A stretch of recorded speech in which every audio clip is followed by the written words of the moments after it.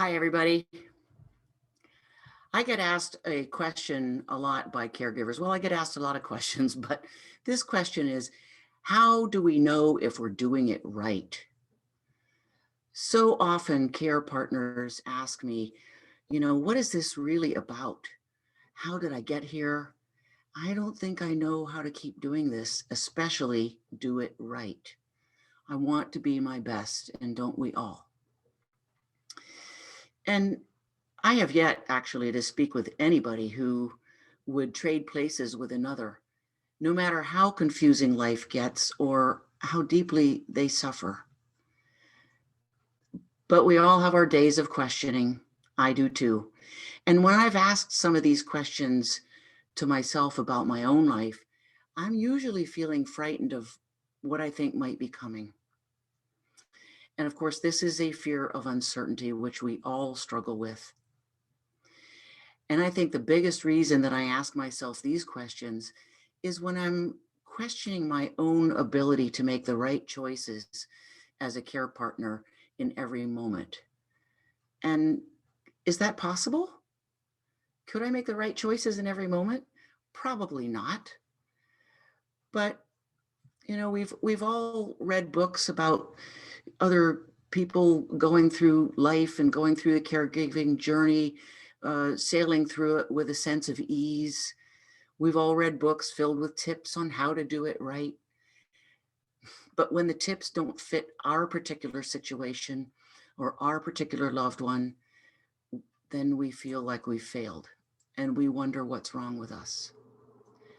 And then that leads to a vicious cycle of self-judgment. If this is you or this ever happens to you, could you cut yourself a little slack today? Could it be that doing it right just might be to extend a little kindness to yourself, to allow the idea that sometimes we do it right, sometimes we don't, but we always do the best we can. But this idea of self-judgment is very tough. Here's what I try to explain to caregivers when they are so hard on themselves. We live in a microcosm that's part of the macrocosm. And this idea of treating ourselves with kindness begins in our little world, right in our homes and right in our hearts. And it's part of the bigger picture. How we treat ourselves, we treat all of humanity. I love to do yoga, and this is a good example of what happens when we were going to class and not just on Zoom. When we take a yoga class, we're able to look around the room and we compare ourselves to others. How are they doing? Oh, they're so much stronger. They're so much more flexible. They're so much more accomplished than I am. And so it ruins the class. It ruins the benefit of the whole reason that we do yoga, which is to come home to ourselves.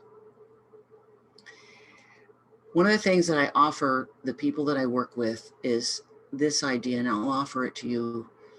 It's referred to as the 3 invitations to the heart.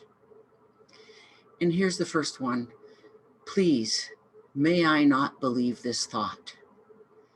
So when you're comparing yourself to another, or you're not feeling strong, or you're feeling less than, where'd you get that thought?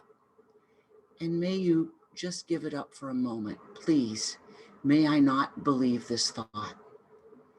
And the second invitation to our hearts is, may I pause? Please, may I pause?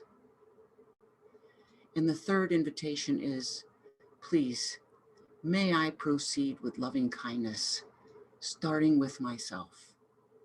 May I proceed with loving kindness to myself and others.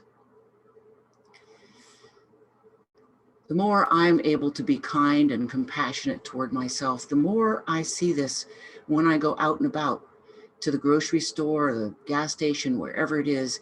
If I'm feeling good about myself, I attract others, and they appear to be feeling very good about me and themselves. And of course, the opposite is true. I'm sure that you've experienced this. And so there is an energy to all of this. How can we change our energy? We can allow our feelings. We can take that deep breath, put our hands on our hearts, and make those 3 invitations.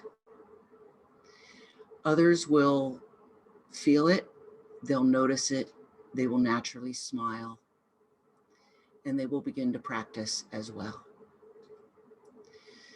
So the next time you question yourself, please pause, be kind, take those deep breaths. You're doing fine. And if I can be of help, I'm here. Please reach out to me anytime. Thank you so much.